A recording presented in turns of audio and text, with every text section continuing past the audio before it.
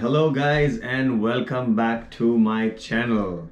So if you're first time on Offbeat Travel VK, I would request you please hit the subscribe button below. Today with that I'm going to start a new segment where I am going to call out or do shout outs for 2 random subscribers every video.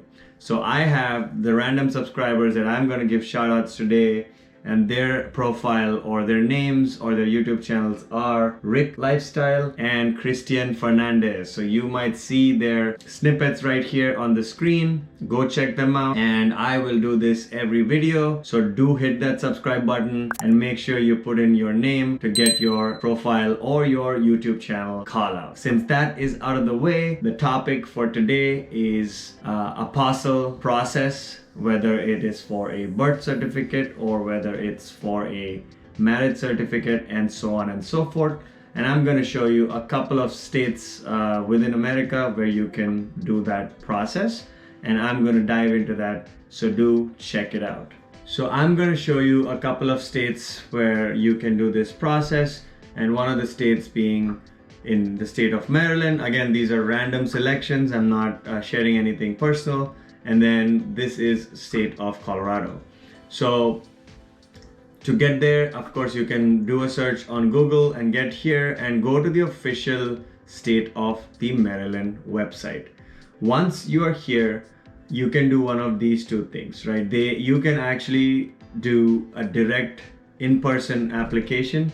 I'm not sure what's going on with COVID, but that is one way of doing it.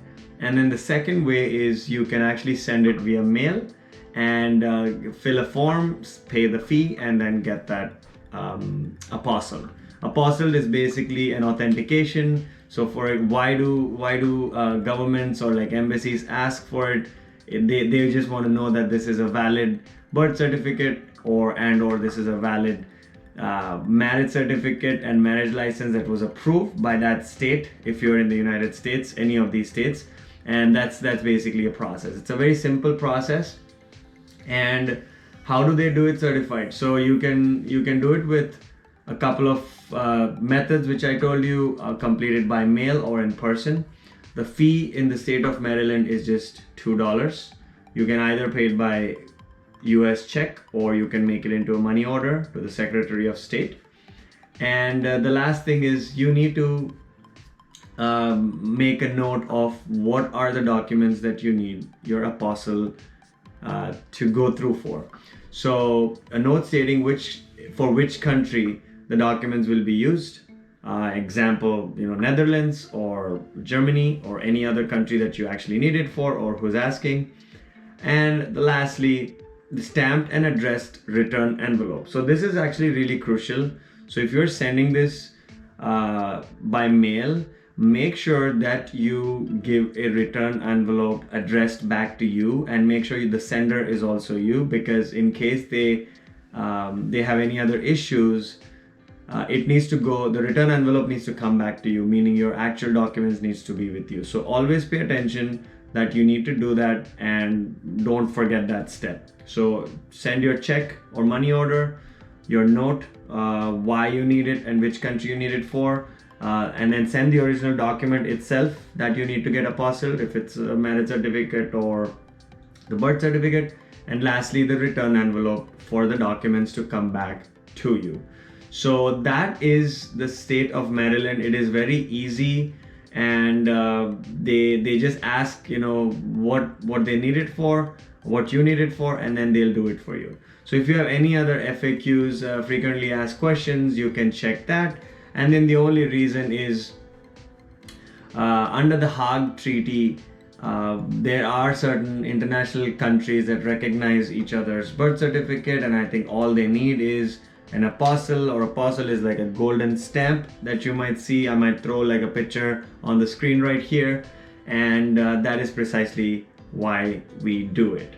So, and then they've given a checklist here, which is pretty simple. Let's do that. Yep. So make sure you print this checklist along with your Maryland whatever certificate you need to get apostilled, and the fees and the return envelope. So what they are asking is very simple: sender's name, date, address, daytime phone number or email so that they can contact you. And lastly, what is a country that they need this apostille to be doing for.